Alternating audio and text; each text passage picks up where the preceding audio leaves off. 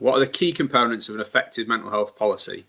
So I always think about a mental health policy as being the second thing along. So the first thing you have is an intent statement. So it should be captured in the school curriculum intent statement. It should be captured around mental health.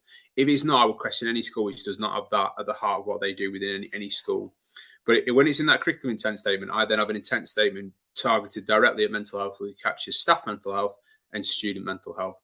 And that intent statement is formed by all the stakeholders who come together, governors, SLT, staff, students, to create that intent which everybody buys into.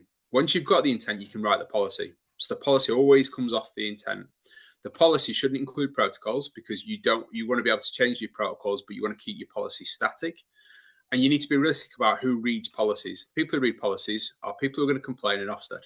So with that in mind, you've got to write it in a way which allows you the opportunity to set out the direction of travel, but not to tie yourself into knots. So it should be quite a short policy. I wouldn't be advocating anything above 4 or 5 pages. Sets out the direction of travel, because what you're going to do with your protocols are going to span off your policy, and they're what's going to bring your policy to life.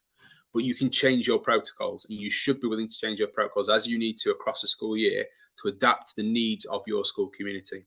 Once you've got your protocols in place, it's then quality assuring it.